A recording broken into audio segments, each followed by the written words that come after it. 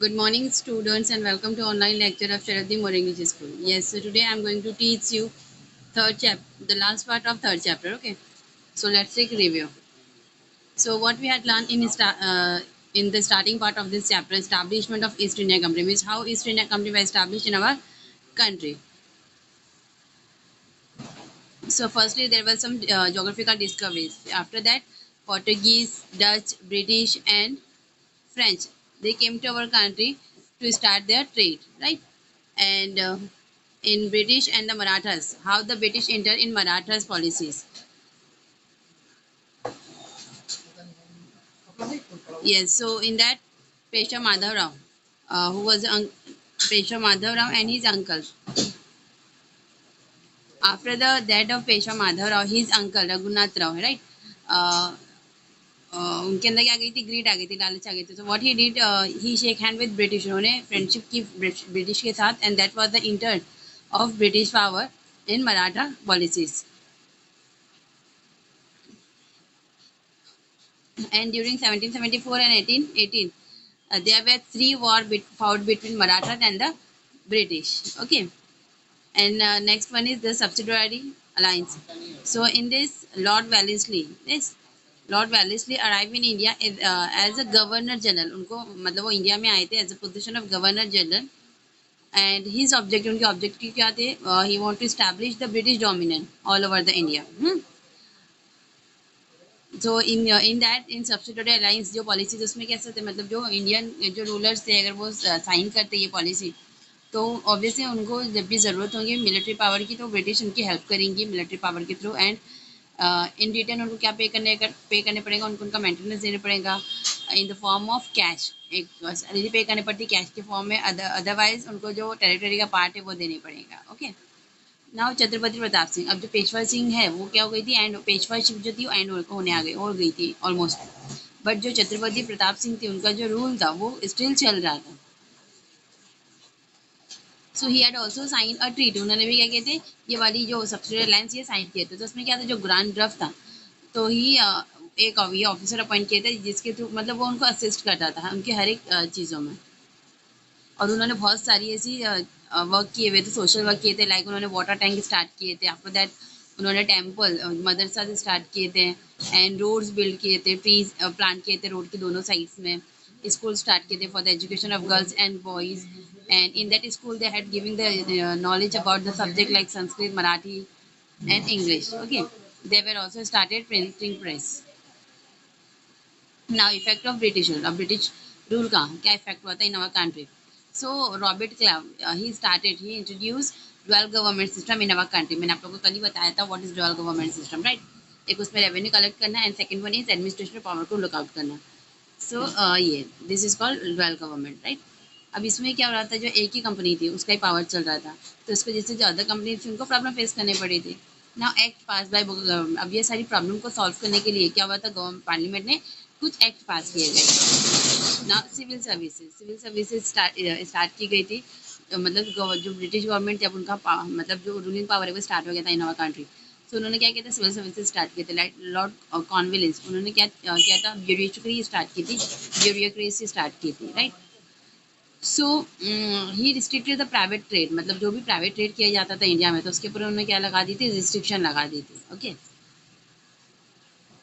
Yes. After that military and police forces. उन लोगों ने क्या किया था, ऑब्वियसली बहुत सारे उन्होंने जो ब्रिटिश आई थी हमारी कंट्री में, उन्होंने बहुत अच्छा काम भी किया हुआ. Like they started British and sorry military and police force in our country. तो मतलब वो स्टार्ट किए थे. तो वाई दे वे started that thing, to safe guard.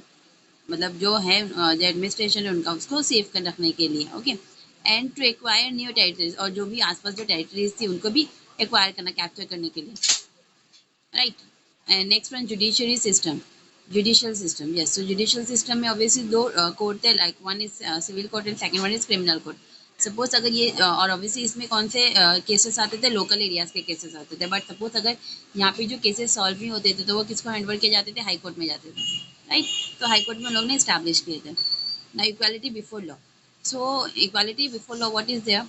In earlier time law in India different from place to. Obviously मतलब previous time में जब ब्रिटिश आई थी उसके पहले जो इंडिया में लॉज थे वो कैसे थे, डिफरेंट डिफरेंट प्लेस पे डिफरेंट डिफरेंट लॉ फॉलो कर रहे थे लोग. Okay.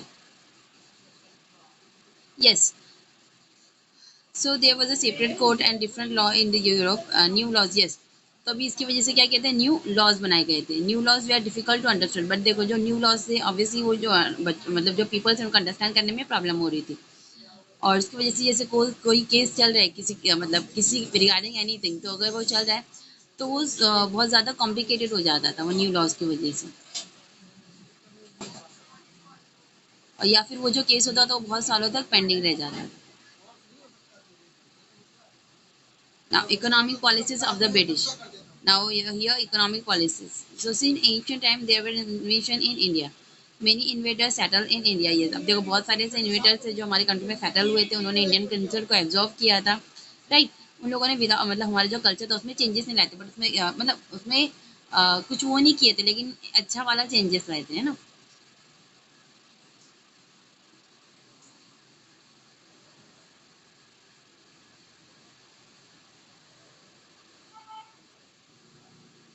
Now land revenue policy. अब देखो जो लैंड रेवेन्यू पॉलिसी थी उसमें कैसे होता था, जो प्रीवियस टाइम में लैंड कैसे कलेक्ट किए जाते थे, इन the form of crops, grains के फॉर्म में किए जाते थे, है ना.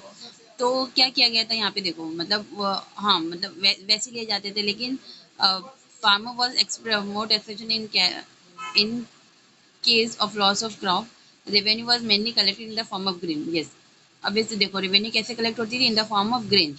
Even in case of late payment of tax. अब सपोज ऐसा होता था कि मतलब जो फार्मर्स थे वो पे नहीं कर पाते थे ऑन टाइम, तो उनका जो लैंड था वो कॉन्फिस्केटेड हो जाता, मतलब ऐसे पनिशमेंट वो किसके अंडर में चले जाता था, ब्रिटिश गवर्नमेंट के अंडर में चला जाता था.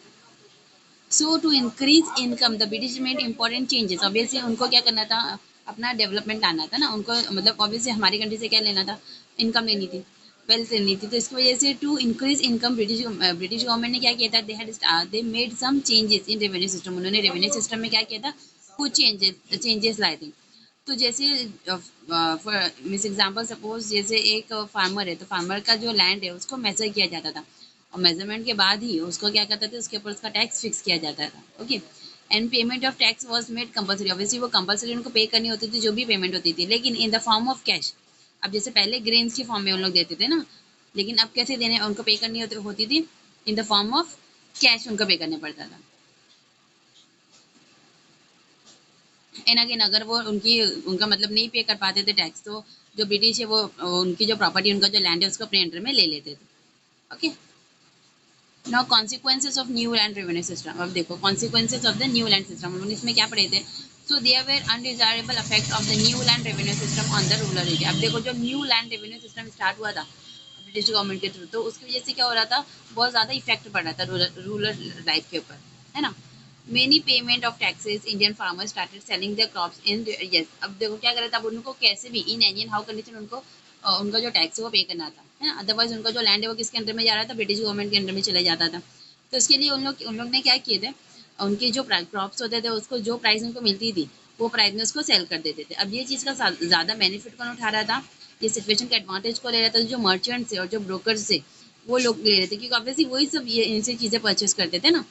तो उन लोग क्या करते थे, बहुत ही कम रेट देते थे इनको, क्योंकि उनको पता था ये जो फार्मर्स ये नीडी है, इन लोगों को कोई भी कंडीशन में उनकी जो क्रॉप्स है उसको सेल करना है, तो इसके लिए वो उनको दे देते थे, मतलब उनसे बहुत मिनिमम रेट देते थे, बोलते थे, और फार्मर्स को उसको उनको मिनिमम रेट में ही वो देने पड़ता था. And at certain time the farmer had to mortgage his land to the money lender. Yes, और सपोज कि कभी कभी ऐसा होता था कि जैसे फार्मर के पास टैक्स पे करने के लिए पैसा नहीं होता था, तो वो अपना जो लैंड है वो जैसे गिरवी रख देते थे, है ना, मनी लेंडर के पास, है ना. और जब उसके पास पेमेंट का अरेंजमेंट हो जाता था, जब वो अपना लैंड उनके पास से ले लेता था. और इसकी वजह से क्या होता था, जो फार्मर होते थे वो बहुत ज़्यादा बैंकरप्ट हो जाते थे ना, उनके पास बहुत ज़्यादा लोन हो जाता था. So in case of no repayment of loan the farmer had to sell his land. अब ऑब्वियसली उसके पास लास्ट ऑप्शन क्या बचा, उसको जो फार्मर्स को सेल करना है ना, तो वो उसको सेल कर देते थे.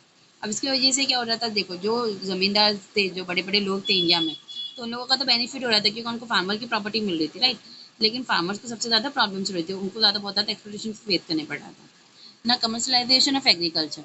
यस, अब देखो इसमें कैसा था, मतलब जैसे फार्मर्स अपनी नीड्स के मतलब उनकी जो नीड्स होती थी वो वही चीज़ों से सारी मतलब विलेज में ही फुलफिल करते थे, राइट, है ना. जैसे ग्रेन, तो ग्रेन वो खुद ही कल्टीवेट करते थे, वो खुद भी यूज़ करते थे, और जो उनके मतलब जो विलेजर्स, जो अदर पीपल जो विलेज में रह रहे थे, उनको भी वो मतलब वो दे देते, उनकी भी नीड पूरी हो जाती थी ये ग्रेन्स की वजह से, राइट। लेकिन जो ब्रिटिश गवर्नमेंट थी, उन्होंने क्या किया था, वो ज़्यादा एनकरेज किस चीज़ के लिए करते थे, कैश क्रॉप्स के लिए करते थे, क्योंकि उस कैश क्रॉप में उनको ज़्यादा बेनिफिट मिलता था, ज़्यादा प्रॉफिट मिलता था, like cotton, Indigo, tobacco, T etcetera. तो इसके लिए उनको ज़्यादा प्रेशराइज करते थे, उनको एनकरेज करते थे। तो इसकी वजह से क्या हो रहा था, जो ऑब्वियसली तो हाँ, और ये क्यों कर रहे थे, क्योंकि उनको सिर्फ प्रॉफिट मिल रहा था कैश क्रॉप के थ्रू। तो फार्मर्स भी क्या कर रहे थे, उनके पास कोई और ऑप्शन नहीं था, तो इंस्टेंट ऑफ फूड ग्रेन्स वो भी क्या करने लगे थे, कैश क्रॉप ग्रो करने लगे थे, और ये जो चीज़ें हुई है, तो this is known as commercialization of agriculture. Okay, now famine जो पीरियड था 1816 से लेके 1900 का, that time was very difficult for all the people who are living in our country. क्यों? क्योंकि वो टाइम पे फेमाइन मतलब उनको जो पीपल्स थे, उनको खाना पीना अच्छे से नहीं मिल रहा था, उनको ये प्रॉब्लम फेस करनी पड़ी थी फेमाइन को, राइट। लेकिन जो ब्रिटिश रूलर्स थे वो टाइम पर, तो वो ज़्यादा कुछ मतलब लुकआउट नहीं कर रहे थे ये सारी चीज़ों पर, मतलब जो जैसा चल रहा था ये वैसे ही चलने दे रहे थे, मतलब हम लोग ये जो पीपल्स है, पुअर पीपल थे, जो इफेक्ट हो रहे थे, उनकी हेल्प नहीं कर रहे थे। एंड बिसाइड क्या हो रहा था, जो इवन उनको ना वाटर सप्लाई भी नहीं किया जा रहा था, उनको फूड की तो प्रॉब्लम हो ही रही थी, वो फेस कर ही रहे थे ऑलरेडी, लेकिन उनको वाटर भी नहीं दिया जाता था। Now development in transport and communication system. Now what were the development in transport and communication system? Obviously देखो, जो ब्रिटिश गवर्नमेंट है, उन्होंने ही हमारी कंट्री में फर्स्ट रेलवे लाइन स्टार्ट की थी, रेलवे रूट स्टार्ट की, that was run between Mumbai to Thane, है ना, इन 1853। ये फर्स्ट ट्रेन थी जो ब्रिटिश गवर्नमेंट ने स्टार्ट की थी। एंड इन सेम यस, और देखो वही ईयर में, मतलब ये 1953 में टेलीग्राफ सिस्टम स्टार्ट हुआ था इंडिया में, और इसकी वजह से क्या होता, बहुत सारी जो सिटीज़ थे और जो बहुत सारे मिलिट्री स्टेशन थे, वो एक दूसरे से कनेक्टेड हो गए थे। After that they had also started postal service भी स्टार्ट की गई थी। Now decline of traditional industry. Now decline मतलब जो ट्रेडिशनल कंट्रीज थी, सॉरी इंडस्ट्रीज थी, तो उसका डेक्लाइन कैसे हो गया? तो ऑब्वियसली क्या करते थे ब्रिटिश, जो मतलब जो गुड्स उनको बाहर देना था, एक्सपोर्ट करना था, तो उसके ऊपर वो क्या करते थे, बहुत ज़्यादा टैक्स लगा देते थे। यस, अब देखो, जो ब्रिटिश गवर्नमेंट वो क्या कर रहे थे, जो मतलब जो गुड्स एक्सपोर्ट किए जा रहे थे हमारी कंट्री से थे इंग्लैंड में, तो उसके ऊपर बहुत ज़्यादा टैक्सेस लगा देते थे। और अदर हैंड उन्होंने क्या किया था, जो चीज़ें मतलब अदर कंट्री से आ रही है, मीन्स इंग्लैंड से जो गुड्स हमारी कंट्री में आ रहे हैं, इंडिया में आ रहे थे, उसके ऊपर बहुत कम टैक्स लगा दिया था। So also the goods manufacture in England were मैक्शन। अब ऑब्वियसली जो गुड्स मैन्युफैक्चर किए जा रहे थे इंग्लैंड में, वो कैसे थे, मशीन से मैन्युफैक्चर किए जा रहे थे, राइट। और उसका प्रोडक्शन कैसे था, बहुत मिनिमम कॉस्ट का था। अब ऐसा देखा जाए तो उनके ऊपर वो कम होना चाहिए था ना, उनका जो टैक्स है वो कम होना चाहिए था, लेकिन ब्रिटिश गवर्नमेंट क्या करी थी, उसके ऊपर ज़्यादा टैक्स लगा रही थी, और जो हमारे इधर से जो चीज़ें जा रही थी उसके ऊपर ज़्यादा टैक्स लगा रही थी। तो इसकी वजह से बहुत सारे आर्टिस्ट, बहुत सारी इससे जो ट्रेडिशनल इंडस्ट्री थी वो बंद हो गई थी, और जो वर्कर्स थे उसके अंदर, जो आर्टिसंस थे, जो वर्क करते थे उसके अंदर, वो अनएम्प्लॉयड हो गए थे, they were lose their jobs. No development of new industries in India. अब इंडिया में जो न्यू न्यू, अभी से ब्रिटिश लोग का बहुत ज़्यादा रूलिंग पावर था वो टाइम पर, लेकिन बिसाइड देन ऑल्सो जो बहुत सारे ऐसे इंटेलिजेंट पर्सन थे हमारी कंट्री में, जिन्होंने हमारी कंट्री में बहुत सारी इंडस्ट्रीज स्टार्ट की थी, लाइक इन ईयर 1853 कवोजी नानोवॉय दावर, इन्होंने क्या किया था, फर्स्ट टेक्सटाइल मिल स्टार्ट की थी मुंबई में। एंड 1955 में फर्स्ट जूट मिल स्टार्ट की गई थी रिशिरा, बंगाल में। ओके, फिर आफ्टर टाइम टू टाइम, मतलब टाइम जैसे फास्ट होते गया, तो वैसे कोल, मेटल, शुगर, सीमेंट, ये सारी इंडस्ट्रीज भी स्टार्ट हो गई थी। Now social and cultural effects. Yes, so social and cultural effect in the 19th century Europe, a new era took shape on the basis of values। अब देखो ये 19th century Europe, ये कैसा था, न्यू era था, है ना। तो ये मतलब ये किस चीज़ों की बेस पे था, देखो, ह्यूमैनिटेरिज्म, डेमोक्रेसी, नेशनलिज्म और लिबरलिज्म, ये चीज़ों के ऊपर था। तो this change in the west rate obviously, yes.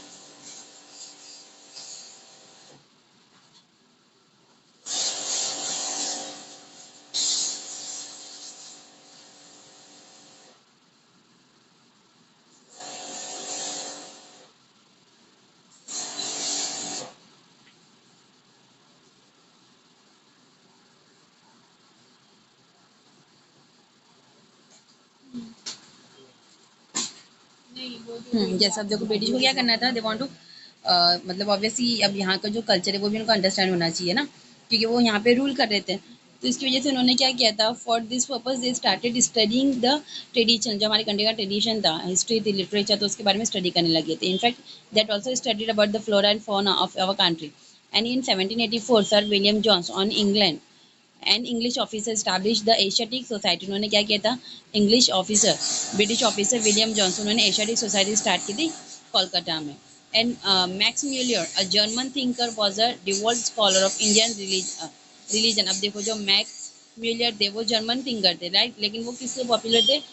Scholar of Indian religion के बारे में उन्होंने स्टडी की थी, लैंग्वेज और हिस्ट्री के बारे में स्टडी की थी। Due to this example there arouse feeling among newly educated India to study Indian religion, history and tradition. Yes, obviously जब new persons थे उन लोगों के अंदर एक curiosity आई थी to get the knowledge about the India and the Indian religion and their history and their tradition. Now the British introduced many law in India. In in 1829 Lord William Bentinck passed the Sati prohibited. Yes, अब जैसे बहुत सारे laws बनाए थे Indian sorry British government ने। Obviously मैंने बोली ना ब्रिटिश गवर्नमेंट ने बहुत मतलब अच्छा काम किया है हमारी कंट्री में। उन्होंने बहुत ऐसी अच्छे अच्छे चेंजेस भी लाए, बहुत सारा डेवलपमेंट भी लाए थे जब वो रूल कर रहे थे at the time. So Lord William Bentinck है ना, तो उन्होंने क्या किया था, सती प्रॉबिट मतलब जो सती जो सिस्टम चल रहा था हमारी कंट्री में, मतलब जो विडो होती थी तो उसको उसके हस्बैंड के फंडल के ऊपर जला दिया जाता था ना, तो वो उन्होंने क्या कर दिया था, मतलब प्रॉबिट कर दिया था। आफ्टर दैट 1956 में जो डेल हाउसी थे उन्होंने कौन सा लॉ पास किया था, विडो रीमैरिज। ऑब्वियसली हमारे इंडियन कल्चर में जो विडो होती है, जो मतलब विडो होती है, विधवा होती है, तो उनको रीमैरिज की परमिशन नहीं दी जाती थी। लेकिन डेल हाउसी ने जो थे उन्होंने क्या किया था, लॉ पास किया था जिसमें उनको परमिशन दी गई थी। Okay, and for carrying out administration in India the British require English educated Indian. अब देखो for carrying out administration in India, अब ऑब्वियसली उनको जो उनका जो एडमिनिस्ट्रेशन है वो अच्छे से चलाना था, तो for this purpose the British require English educated Indian. उनको कैसे चाहिए था, इंडियन चाहिए था बट इंग्लिश एजुकेटेड, मतलब ऐसे बंदे चाहिए था जो जिन्होंने इंग्लिश में एजुकेशन अपना कंप्लीट किया हो या जो इंग्लिश एजुकेटेड हो। Okay, so according to recommendation of Lord Macaulay in 1835 England English education started being imparted in India. Yes, तो देखो इसकी वजह से क्या कि उन्होंने लॉर्ड मैकॉले 1935 में उन्होंने क्या किया था, इंग्लिश एजुकेशन स्टार्ट किया था हमारी कंट्री में। And through new education Indian were introduce to western thought. Obviously अब न्यू एजुकेशन जब हमारी कंट्री में स्टार्ट हुआ तो जिसकी वजह से जो थॉट थिंकिंग थी वो भी कैसी हो गई थी लोगों की, वेस्टर्न थॉट में इंट्रोड्यूस हो रही थी। Modern reform, science and technology, ये सारी चीज़ों में इंट्रोड्यूस हो रही थी। And in 1857 universities were establish at Kolkata, Mumbai and Madras. Yes, and देखो 1857 में क्या हुआ था, देखो कौन सा डेवलपमेंट हुआ था, बहुत सारी यूनिवर्सिटी स्टैब्लिश की गई थी कोलकाता में, मुंबई में एंड मद्रास में, Chennai that is. And the western educated middle class Indian lead the social reform movement in India. अब देखो इन्होंने क्या किया, ब्रिटिश ने, इन लोगों ने British sorry English education start किया हमारी कंट्री में। अब ये इनकी वजह से, मतलब इन्होंने एक हम लोग को एक वो दे दिया, एक मतलब एक बोलेंगे एक तरीके से एक वेपन दे दिया उनको, मतलब हमारी कंट्री से निकालने का, जो उनका वेस्टर्न एजुकेशन था। इसकी हेल्प की वजह से जो मिडिल क्लास के जो इंडियंस थे, तो उन लोगों ने क्या किया था, सोशल मूवमेंट स्टार्ट करे थे। सोशल मूवमेंट जो था, मतलब ये स्टार्टिंग थी जब हम लोगों ने ब्रिटिश के अगेंस्ट में लड़ाई करना स्टार्ट किए थे। ओके,